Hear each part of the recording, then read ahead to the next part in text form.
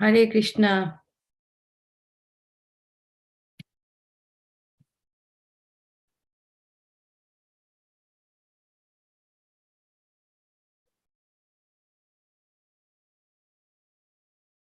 So today we will begin with the 8th chapter of Canto 3.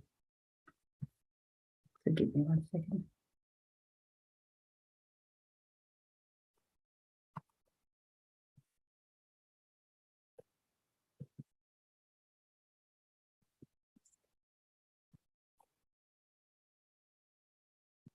So this is the chapter is manifestation of Brahma from Garbhodakshaya Vishnu. It's a very, very wonderful chapter. And I actually personally, I learned a lot from this chapter. So the 8th chapter, it begins with Maitreya Muni answering the questions of Vidura. You may remember from the last chapter, which was 2 weeks ago, we heard the questions of Vidura, the questions that he had started to ask Maitreya Muni. And in this chapter, he begins to answer those questions.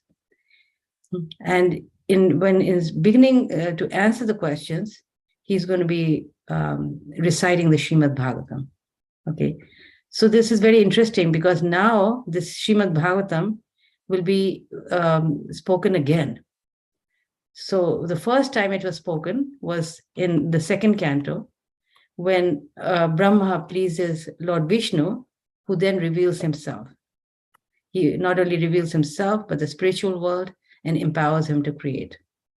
And that led to the work of Brahma Samhita, which came from Brahma. This is the Chatur Shloki Bhagavatam in Canto 2, Chapter 9. Now, the same thing has been spoken in the beginning of 3rd canto, and now again in this canto. And these questions are all relating to creation, and these answers will be also relating to creation, and more. So in this, particularly in this chapter, the creation will be destroyed. As we all know, the creation means it's created, but it's also dissolved or after some time. Now, there's 2 dissolutions of the creation, which we're going to hear more in detail later on. But the one is the partial one, which happens every after the day is finished for Brahma. It's every night, which is a long, long time for us in solar years. So that's called partial dissolution, which for Brahma is a long time. I mean, for us, it's a long time. I think we heard that how 1 day is equal to 4,300,000 of our days. So, and that also then that much has to be multiplied to get the night also. And that's at the end of that, Brahma goes to sleep and there's partial dissolution. Now, how this takes place will be described in this chapter. Okay, it's not the final dissolution which comes after 100 years of Brahma. So one would think, why is creation repeated again and again? The wonderful thing about Bhagavatam is that creation is repeated again and again, but the perspective is different. The emphasis is totally different. Now, in the last time, we heard the creation of the material elements and the universal form of the Lord. So this explanation is not about the creation of the material elements or the universal form of the Lord. is not about the creation of the different elements, material elements, but this creation begins when Lord Brahma is born, when Garbhodakshai and Vishnu enters the universe, when the lotus flower practically erupts from the Lord's navel, and the totality of material existence, of material ingredients, the Virata Rupa and all that, is contained within that lotus flower. This is something very interesting that I learned in this chapter, is that how this lotus flower, we're just thinking, wow, it's so amazing and so nice. But we have to also consider why the lotus flower, what is in the lotus flower. So this is the aspect that's going to be discussed here, how the lotus flower has the totality of all material ingredients. And from that bud of that, there's a stem and then there's a bud of the lotus. From that, Brahma is born. And of course, this chapter will go into the fact that how Brahma, even after he was born, he could not see anything. And he looked all around and he could not, in spite of his biggest efforts, he could not see anything at all. And he was totally lost, because we all, we all want to know what are our roots. We have a mother and father, but then mother and father also have a mother and father, right? Like this, it goes on. So we try to find out our roots. Of course, we can keep going and keep going. Ultimately, we'll have to come to Krishna, right? So in the same way, Brahma, when he's born, he needs to know his roots. Where is he coming from? So all this will be kind of discussed in this chapter. So let's begin this. You're hearing this wonderful chapter. So I'll read the translation. The great sage Maitreya Muni said to Vidura, "The royal dynasty of King Puru is worthy to serve the pure devotees because all the descendants of that family are devoted to the personality of Godhead. You're also born in that family, and it is wonderful that because of your attempt, the transcendental pastimes of the Lord are becoming newer and newer at every moment." Every verse is just so deep here. Maitreya Muni is very pleased with his association with Vidura. Why? Because he belongs to a wonderful dynasty, the royal dynasty, in which King Puru was there. And Pururava is discussed later in one of the cantos. And he was a very great king. He's actually mentioned in Ela Gita because he fell in love with Urvashi, and she was a heavenly girl, so she left him. After some time, she had some conditions and all that. And she was very attached to her. And he followed her and looked, and there's a whole story of that attachment. And finally, he was so tired of this, he had a realization, and he was able to renounce himself from everything. It's a wonderful story of renunciation by King Pururava. So Maitreya Muni is very, very pleased with Vidura's association. And by Vidura's questions, he's able to, Vidura's questions are pulling this devotion in him. So, the speaker also needs to get a good audience to be able to share what he wants to speak. So both are required, not just a good speaker, but also an audience who can assimilate, right? Who can actually learn from, be willing and be also interested and eager to hear. And then that combination is very wonderful because then it draws out the best from the speaker. Okay, so now we'll go to our first slide. Bhagavatam is for those who are entangled in extreme miseries to get very little pleasure. Just one verse, but so powerful. So I thought it's very important for us to understand this. Text 2. Let me now begin speaking on the Bhagavad Puran, which was directly spoken to the great sages by the personality of Godhead for the benefit of those who are entangled in extreme miseries for the sake of very little pleasure. So right away, Maitreya Muni is pointing out how the purpose of Bhagavatam, why why was it considered necessary to write the Bhagavatam and to recite the Bhagavatam? Because it's for people who are so much after material pleasure. But this material pleasure is very tiny compared to the amount of miseries that come with it, isn't it? The amount of miseries that come with it is too big, and the pleasure is very little.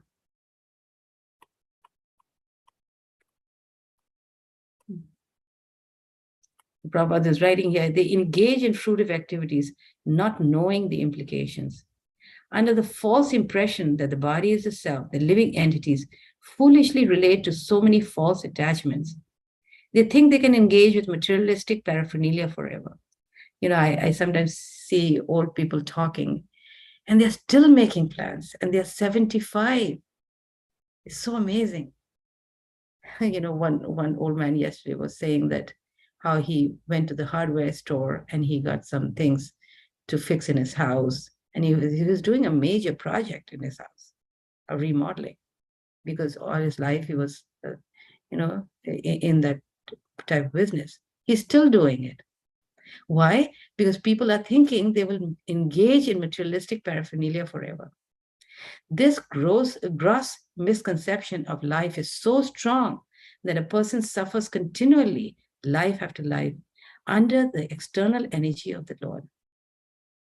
If one comes in contact with the book Bhagavatam, as well as the devotee Bhagavata, who knows what the Bhagavatam is, then such a fortunate man gets out of the material entanglement. So why is Maitreya Muni speaking this? Because out of compassion for the suffering people in the world. Therefore, Maitreya Muni, out of compassion for the suffering men in the world, proposes to speak on the Srimad Bhagavatam first and last, Prabhupada is saying. First and last. There's nothing beyond it. And there's nothing before it. So in our next slide, Maitreya Muni explains who spoke the Bhagavatam to him. So Bhagavatam has been spoken by many, many times, as we know, so many times. And you can see it on the slides, different disciplic successions. So it's not it's not just once, but several disciplic successions. But they are all bona fide, isn't it? Of course, we are very much aware of Shukadev Goswami speaking the Bhagavatam to Parikshit Maharaj. So here, this is another line, disciplic 9, and it says, some time ago. So here, Maitreya Muni is reciting this disciplic succession from which he heard the Bhagavatam. In order to be qualified to speak the Bhagavatam, he has to give first his qualification. And so this is what he's saying, that long time ago, Sanat Kumar, as you know, one of the 4 Kumaras, inquired along with the sages, inquired exactly like you about the truths regarding Vasudeva, the Supreme, from Lord Shankarshan, who's seated at the bottom of the universe. So who did he ask? Lord Shankarshan. And it's the same as Garbhodakshaya Vishnu. He's at the bottom of the universe. And from him, that lotus will come out. At that time, Lord Shankarshan was meditating upon the Supreme Lord, whom the learned esteem as Lord Vasudeva. But for the sake of advancement of the great learned sages, he slightly opened his lotus-like eyes and began to speak. The sages came from the highest planets down to the lower region through the water of the Ganges, and therefore the hair on their heads was wet. They touched the lotus feet of the Lord, which are worshipped with various paraphernalia by the daughters of the Serpent King when they desire good husbands. So they were coming, these very mystic, powerful yogis. They came from the top, from the highest planets, to the Ganges. So all this is Kumaras and all the sages, they glorified the Lord in beautiful verses. And Lord Shankarshan was lying on this bed, a white bed of Sheshanag. Lord Shankarshan thus spoke the purport of Srimad Bhagavatam to the great sage Sanat Kumar. He who had already taken the vow of renunciation. Sanat Kumar also, in his turn, when inquired by Sankhya Muni, explained Srimad Bhagavatam as he heard it from Shankarshan. The great sage Sankhya was the chief amongst the transcendentalists. And when he was describing the glories of the Lord in terms of Srimad Bhagavatam, it so happened that my spiritual master, Parasharam, and Brahaspati both heard him. So we'll go to our next slide, which will say how Parasha Muni was given this benediction to recite the Bhagavatam to Maitreya Muni. Parasha Muni became learned in Puranas due to his Brahmanical quality of forgiveness. The great sage Parasha, as aforementioned, being so advised by the great sage Pulastya, spoke unto me the foremost of the Puranas, Maitreya Muni is speaking. I shall now describe this before you, my dear son, in terms of my hearing, because you're always my faithful follower. And in this purport, Prabhupada gives the story of how this whole thing happened. So there was a sage by the name of Pulastya, and he was the father of all the demons. You know, all these sages gave birth to both the demons and demigods. So it doesn't mean that they were a demon to give birth. This is what was needed to get the world going. And so he became the father. And so one time, Parashara Muni, he wanted to do a sacrifice to kill all the demons because his father was killed by one of these demons. And Vashishta Muni came and he asked him to stop because it was too deadly. And Parashara Muni accepted that request because of Vashishta Muni's position. And because he stopped that sacrifice, then Pulastya, who was the father of the demons, he gave him a benediction that in future he would become a great speaker on the Vedic literatures called the Puranas. So how does Parashara Muni explain this, his action? Is that the demon's tendency is to eat, devour others. But a Brahman or Vaishnava's tendency is to forgive. So he said, okay, they do what their nature is, and I should do what my nature is, which is very, very wonderful. Because if we claim to be Brahmanas or Vaishnavas, well, we must act like a Brahmana, right? We must act like a Vaishnava, because there's no meaning to that until we act on that platform. So what is the Brahmana's quality? Power of forgiveness. So Pulastya got really happy with him and gave him that benediction. The Prabhupada is writing this Bhagavatam has been recited and heard since time immemorial. It's not anything just only 5,000 years ago. Okay, so we now go to our next slide. The foolish living entities are manifested again from body of Lord after lying inert for millions of years. That's how Maitreya Muni explains that they are foolish. How that happens is very interesting, which will be described in this chapter. At that time, when the three worlds were submerged in water, just remember that partial dissolution that I mentioned? Garbhodakshaya Vishnu was alone, lying on his bedstead. So when everything dissolves, then they all go back into the body of Garbhodakshaya Vishnu. The only person who's remaining is Vishnu. Now, the spiritual world is different. Nothing stops over there. But this is the description of the material world. What happens after every day of Brahma? Everything dissolves. And where do everybody goes? They all go into the body of Vishnu. And this Garbhodakshaya Vishnu is being described here. He's lying on the great snake Ananta. Text 11. Just like the strength of fire within fuel wood, the Lord remained within the water of disillusion, submerging all the living entities in their subtle bodies. He lay in the self-invigorated energy called Kala. This is a nice analogy. Very, very wonderful analogy. just like fire is within the wood. So, because it's within the wood, when you light it, it burns. Now, if the strength of fire was not in the wood, then if you light it, it won't burn. It won't burn. And this strength of fire is coming from the sun, actually. It's coming from the sun. All fuel is coming from the heat of the sun. So in the same way, everybody goes within the body of the Lord. And when the time comes, they come out. And this energy that comes is, the whole thing is invigorated, given the strength from this Kala energy, which is the material energy, basically.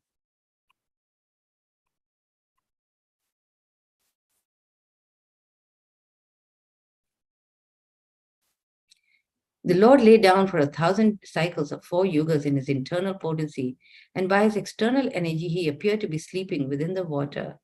When the living entities were coming out for further development of their fruitive activities, actuated by the energy called Kala Shakti, he saw his transcendental body as bluish because of all that fruitive activities. The collective fruitive activities of the living energies makes his body bluish because it's within him. Very interesting why Krishna is appearing bluish. And here is very powerful purport where Prabhupada calls all these fruitive workers as mudas, or foolish. One thinks himself very clever throughout his life if he's able to leave behind him a great asset of wealth for his children. And to achieve this temporary benefit, he takes the risk of all sinful activities, without knowledge that such activities will keep him perpetually bound by the shackles of material bondage. Due to this polluted mentality and due to this material sense, the aggregate combination of living entities appear to be bluish. Such an impetus of activities for fruitive result is made possible by the dictation of the external energy of the Lord Kala. Let's go to our next slide. Creation begins with lotus piercing through Lord's navel, and Brahma is born.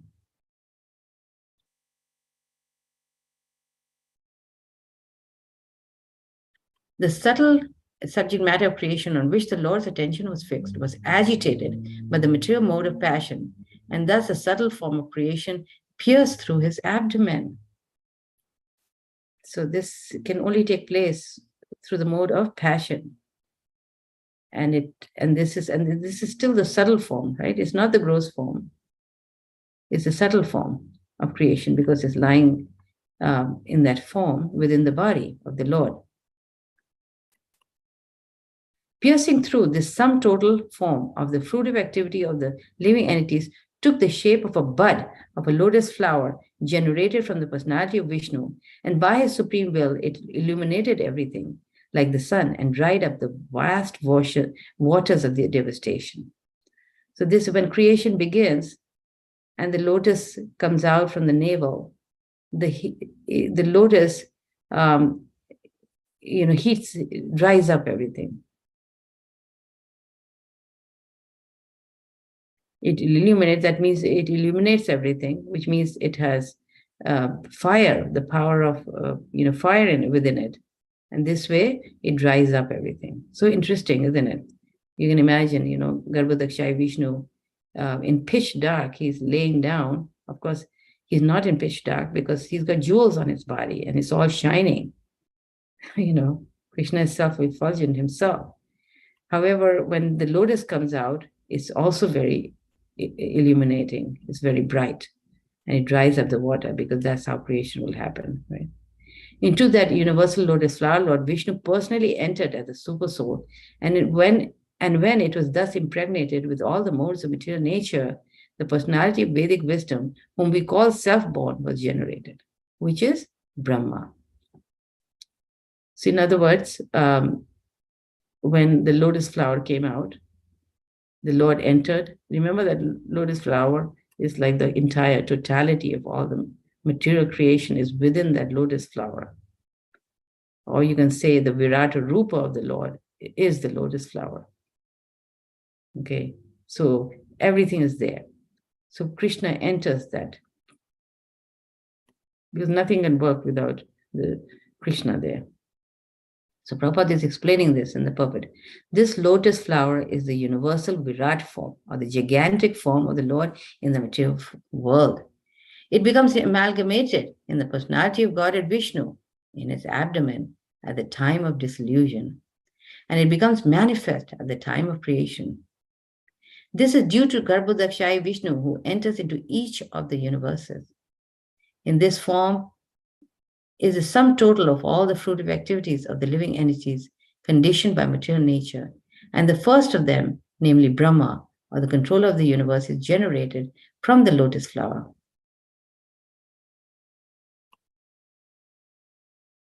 So Brahma, he goes to sleep with Narayan at the time of devastation, and when there's another creation, he's born in this way.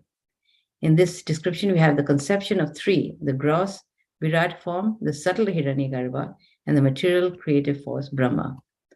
Okay, so let's move on to the next slide. Brahma is perplexed. What is his origin? What did he do? And now this is the part where Brahma is getting really confused. Brahma, born, that's text 16, Brahma, born out of the lotus flower, could not see the Lord, although he was situated in the world. He therefore circumambulated all of space, and while moving his eyes in all directions, he achieved 4 heads in terms of the 4 directions. So when he was born, apparently he didn't have the 4 heads, but it developed as soon as he started looking around, and he developed the impetus to create, but he actually couldn't create. He didn't know how to. But to do that, he had to look around. And so because this universe is not as big as other universes, he needed 4 heads. Lord Brahma, situated in that lotus, could not perfectly understand the creation, the lotus or himself. At the end of the millennium, the air of devastation began to move the water and the lotus in great circular waves.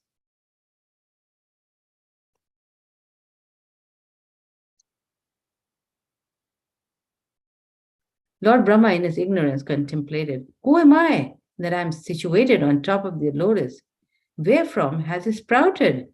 There must be something downwards, and that from which the lotus has grown must be within water.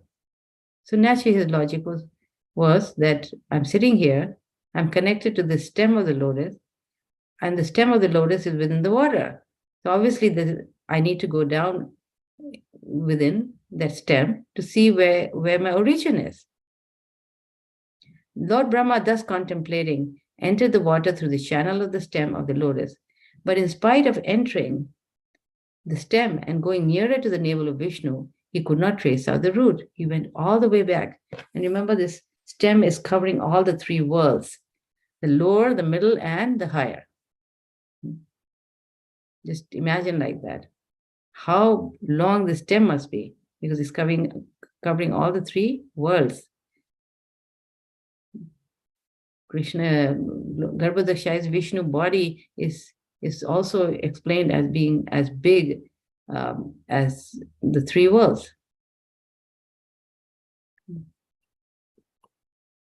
Prabhupada is writing, by dint of one's personal endeavor, one may go nearer to the Lord, but without the Lord's mercy, one cannot reach the ultimate point. Such understanding of the Lord is possible only by devotional service.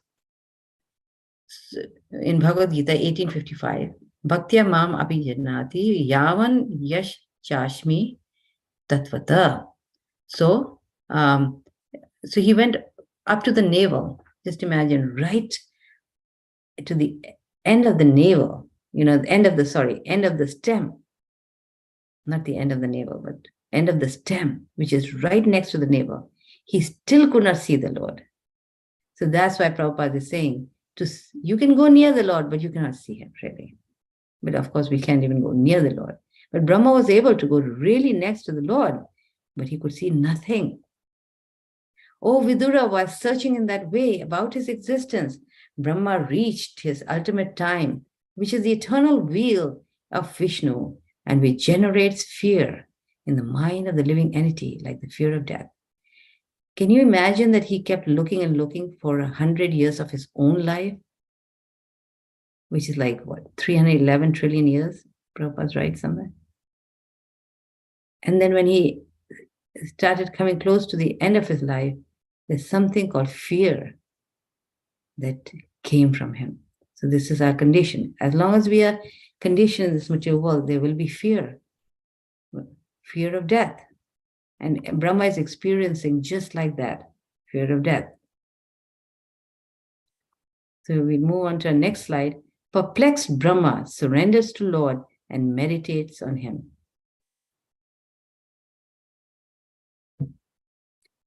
So Brahma is given up trying to mental speculate. Brahma is given up trying to search the Lord by his own endeavors.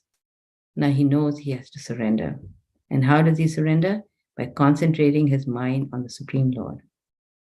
And Prabhupada writes about samadhi, which means one has to concentrate the mind upon the Lord. And that is also devotional service.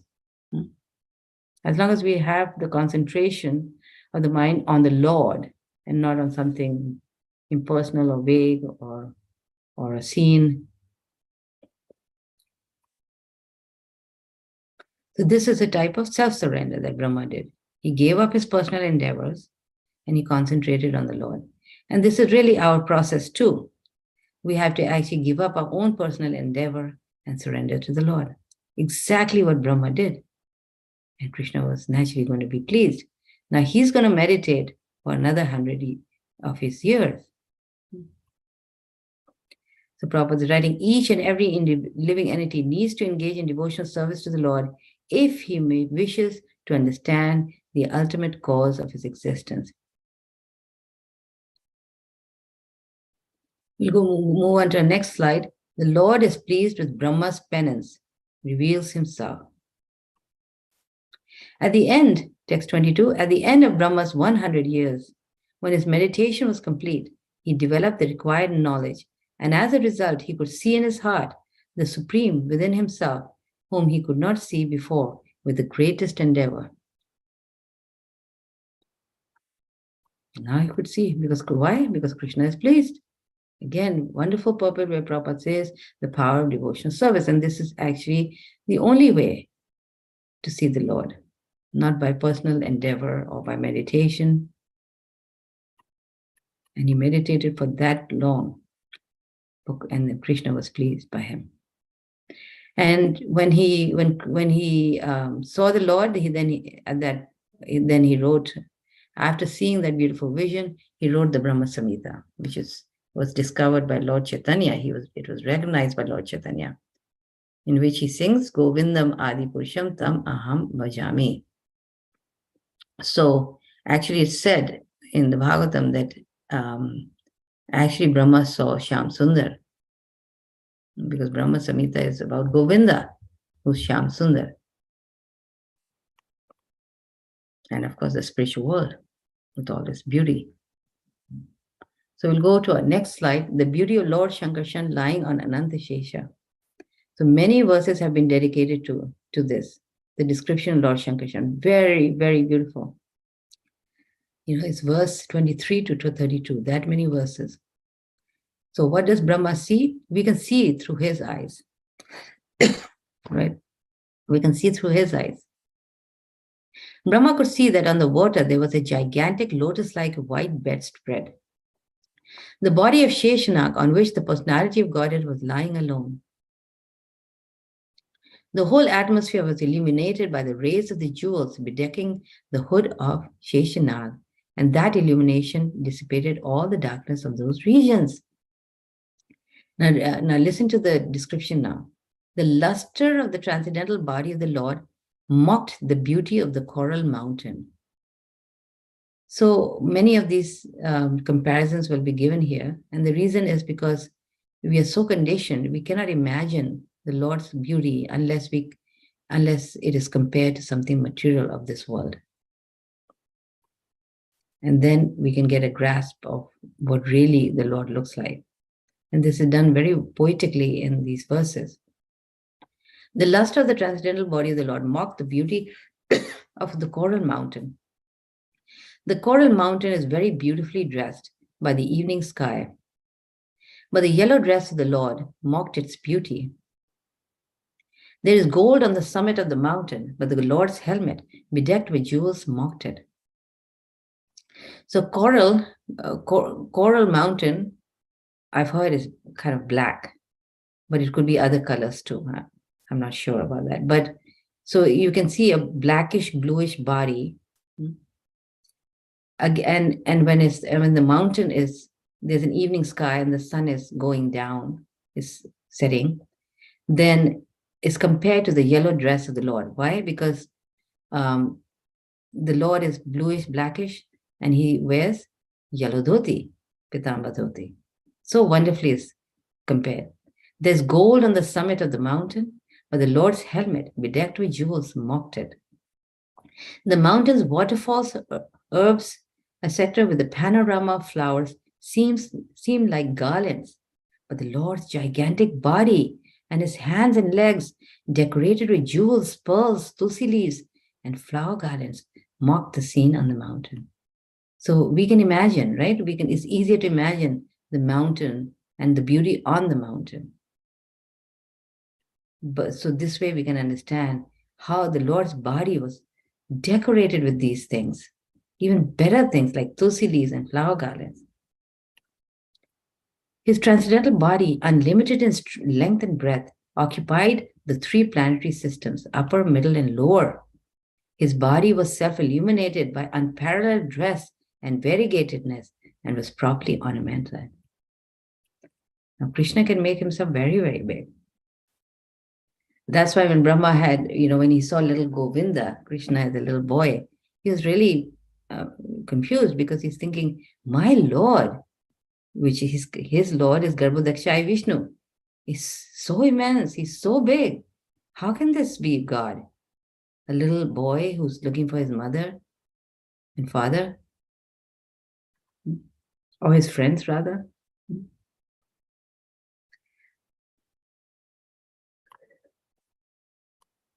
Okay, we'll move on to our next slide. The Lord shows his lotus feet and smile only to pure devotees. Very nice, very sweet verses. The Lord showed his lotus feet by raising them. His lotus feet are the source of all awards achieved by devotional service, free from material contamination.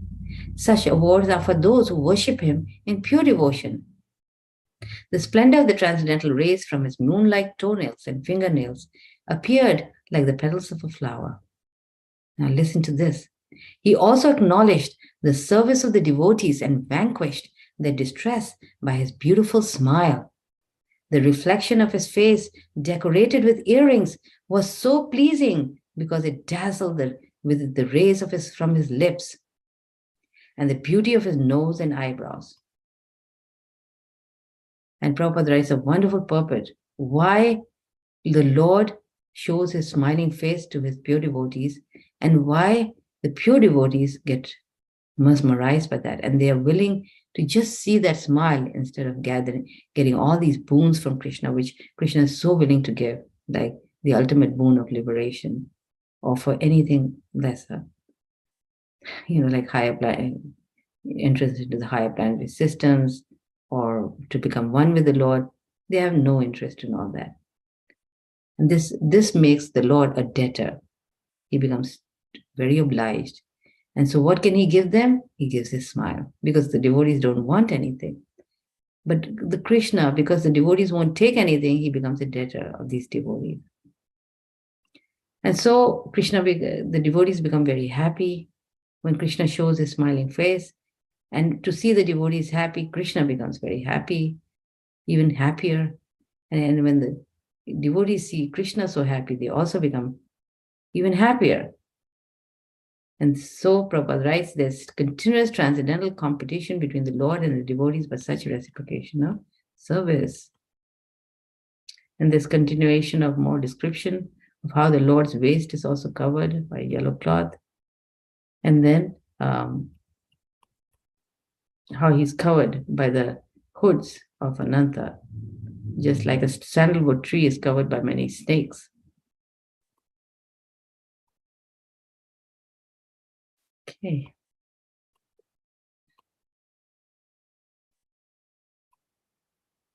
Okay, we're almost to the end now.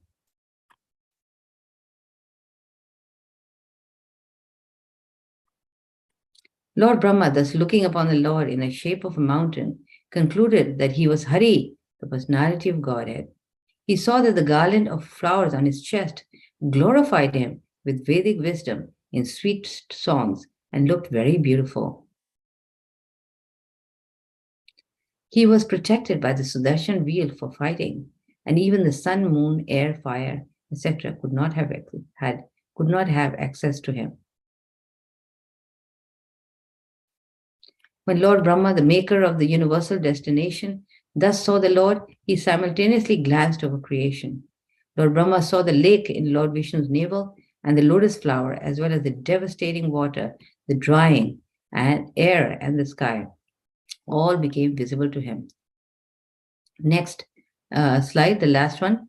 Brahma becomes inclined to create but does not know how. This is the last verse. Lord Brahma, thus being surcharged with the mode of passion, became inclined to create. And after seeing the 5 causes of creation indicated by the personality of Godhead, he began to offer his respectful prayers on the path of creative mentality. And these prayers are very beautiful, and they will be discussed in the next chapter. So Prabhupada writes in this purport, even if one is in the mature mode of passion to create something in this world, he has to take shelter of the Supreme for the necessary energy. That is the path of the successful termination of any attempt. Okay, thank you very much. And I'll give it over to Rati Mataji to explain her part from the guidebook. Thank you. Hare Krishna. Thank you so much, Mataji, for the beautiful discussion. So now I would share the guidebook. I'll just share the screen. Okay.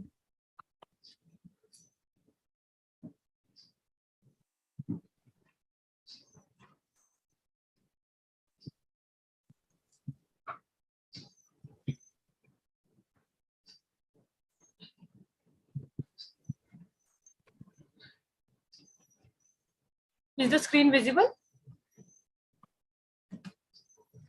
Yes. Yes, ma'am. So this chapter starts with the story summary. The story summary is, as always, very descriptive. I would like to read a few lines from this story summary. The first column, last line. Maitreya smiled at Vidura's simplicity and humility. I'll now speak the Srimad Bhagavatam. He continued. These stories contain a hidden magic. Vidura's eyes widened. This magic clears the torment and sadness from the hearts of those who try to enjoy this world without success. First, let me tell you how I heard Srimad Bhagavatam. Please do encourage Vidura. So this way it goes in a very conversational manner and children really enjoy. Even if we read out this story summary, they really, they are able to feel a sense of it. And then after story summary, we also have key messages which describe all the important messages in with reference to different verses and how they are explained. So children can actually, make a summary of the key messages in their mind by referring to these verses.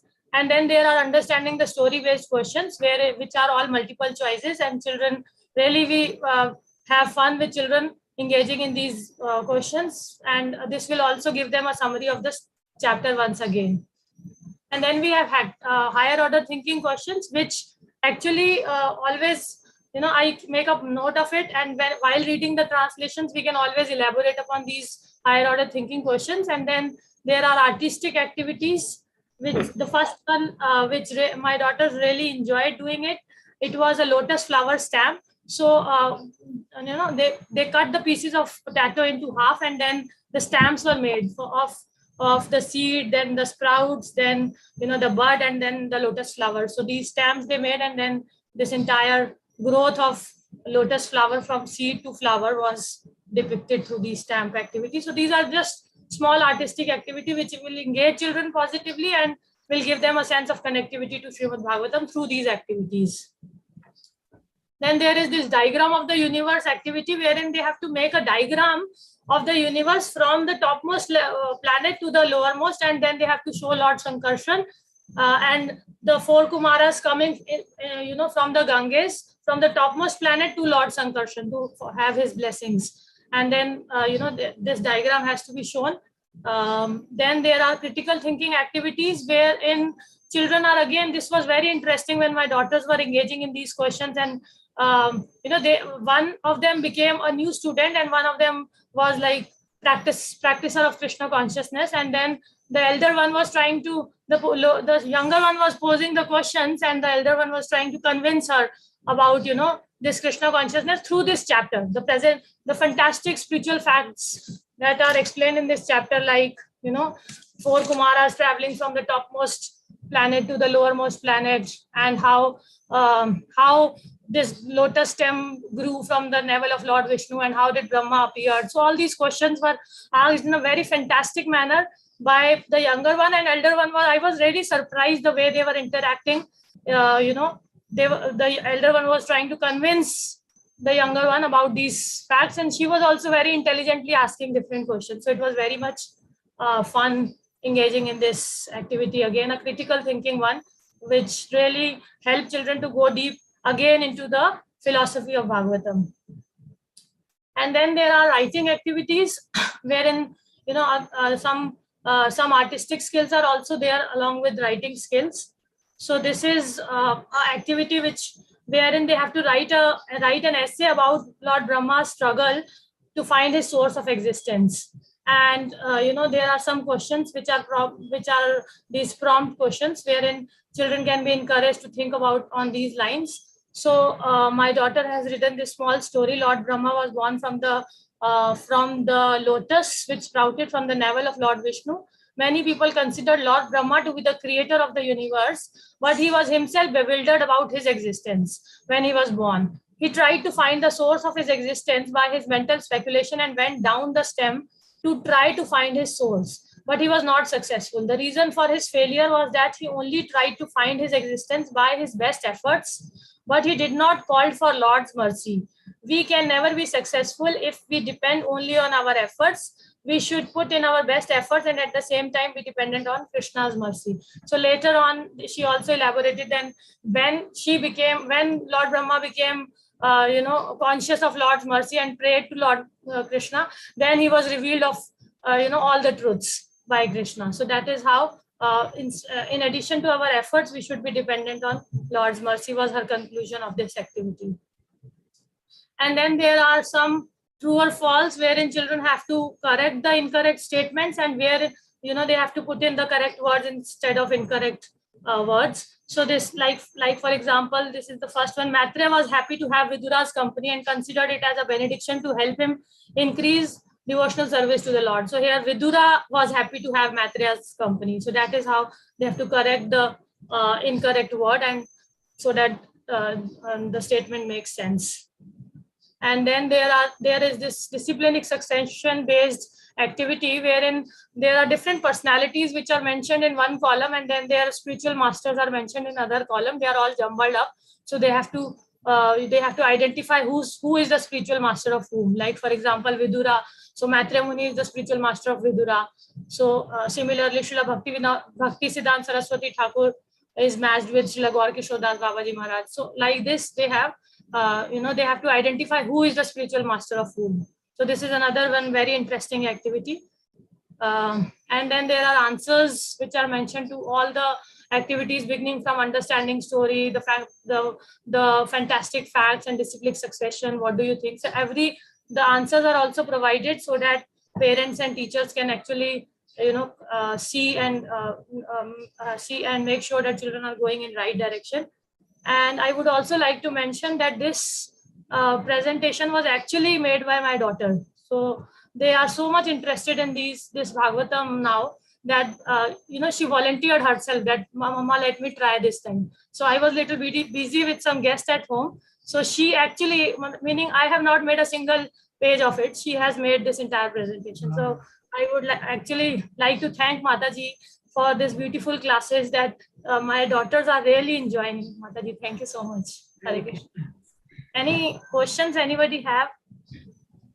They can actually raise hand and we can have questions now. This is very amazing. How old is your daughter who's making it, Rati? 9-year-old. imagine a 9-year-old doing this. So Yes, in other words, what my realization is that Bhagavatam is so auspicious and it's so wonderful. No matter how you approach it, you may not be doing this presentation, but whatever you do in terms of Bhagavatam with your children is going to show its result. In some way or the other, you're going to see so much benefit from it. Yes, Mataji. I was myself surprised when I came back home. I saw this slide. The slide was ready, and she showed me everything. And she had also added one more. This, she has added Hare Krishna at the end. This she has written on her own meaning. Very nice. Yeah. So amazing. Meaning I was myself very surprised with her presentation and everything. She has done even cropping the slides and presenting all the true or false, whatever they have done. I just clicked the picture and send it to her, and she has made it herself. It was very nice. Hare Krishna, very nice. So if anybody has any questions, this was quite a technical chapter, but it was still, something that, at one point, Maitreya Muni, he says that it's impossible to understand actually the creation of the Lord from any aspect. It's totally impossible to understand without the Lord's mercy. And so we shouldn't feel bad if you don't if you don't understand, So Shukadeva Goswami himself says that at one point, Maitreya Muni is saying that, and these are very exalted souls. But we do get a sense of what's happening. We do get a sense of the Lord, and that's the whole purpose of this Bhagavatam, is to get us a sense of how wonderful Krishna is. His beauty and his omnipotency, his strength, everything. Okay, somebody has a question?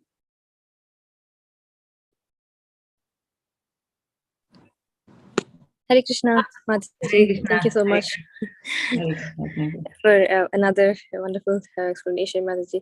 Mataji, I just have one question. I'm just not sure if I'm understanding one thing right here. So Lord Vishnu is the epitome of the mood of goodness, but Lord Brahma sees him and then he's surcharged with mood of passion. So am I missing something here, or is it not sure if I'm understanding it right? Okay, I don't quite understand your question. If Vishnu is goodness, then Brahma is passion. So what is the question? So typically we would expect, like, when you associate with somebody in the mode of goodness, you would be acquiring the mode of goodness. Yes. But here, Lord Brahma, although he realizes the presence of Lord Vishnu, he's surcharged with the mode of passion, right? Yeah. Well, because this is a service to Krishna. This is a service. You remember when we read that, how the lotus is the totality of the fruitive activities of all living entities. Okay. And the totality appears as Brahma. So he's representing this totality of these fruitive activities. And fruitive activities can be only done by those in the mode of passion, which keeps us entangled here. In other words, as soon as we want something out, as soon as we want some result from our actions, then that's called fruitive. It's full of desires.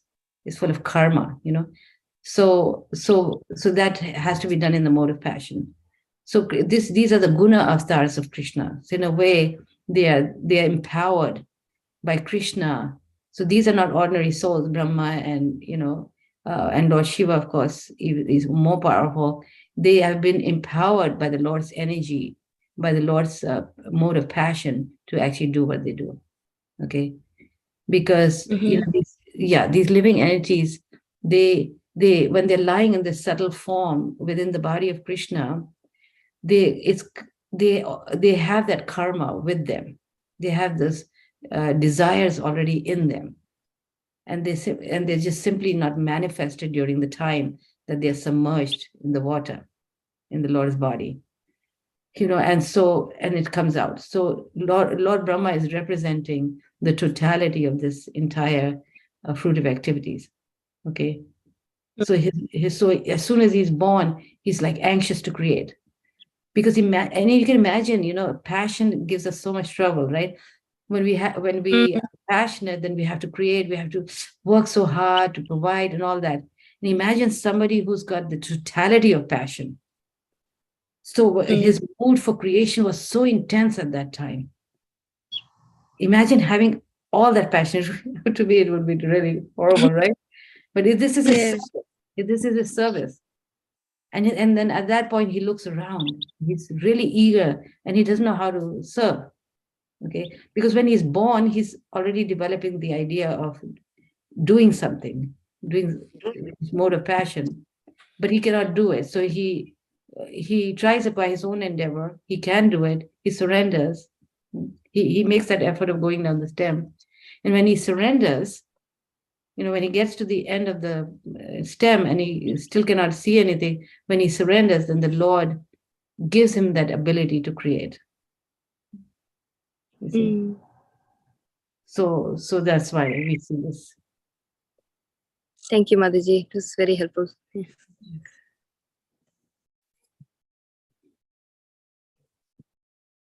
Okay. The perfect timing, actually. So we'll continue with the week after that. After 2 weeks, we'll continue with the next chapter, chapter 9. Thank you very much. Hare Krishna. Thank you, Mataji. Your class is like in third canto, but I'm reading now second canto, the answer by citing the Lord version, and there also the Brahma thing mentioned. So your class is connected with that. It will really help me to describe more to the kids. And today, what he liked when he hear your class, my kids, the lotus stem is so big. It's like 3 planets covering the lotus stem. So how big is Garbhodakshay Vishnu? So it's like really something new thing. That is really interest, Mataji. Thank you so much. Yeah. Who's this? Who's this, Mataji? Your name is not here. I'm Kalindi Sundari, Mataji. Oh, Kalindi, yeah, I kind of recognized you. Yeah, no, this is very nice. See, when you keep reading the Bhagavatam, then you see the connect. You can start connecting, and how creation is described here. But see how Bhagavatam is repeating those topics, but it's always done in a different perspective. So you're always gaining more. So by the time and it'll be repeated again. And when it's going to be repeated towards the end of third canto in Kapil Muni's teachings to his mother. The fundamental nature of material, right? Of material nature, right? So the fundamental teachings of material nature. So in that chapter, Kapil Muni again describes the process of creation, but that will be from a different perspective. You see? So this topic is repeated many, many times. These are the main topics of Bhagavatam, and they are scattered all over the Bhagavatam. You see, all the principal topics of Bhagavatam. I think there are 8 of them that Brahma gives, right? So, and all of them are scattered throughout the Bhagavatam. It's not going to be in one place. Okay? Yes. Thank you, Mata. Thank you. Hare Krishna.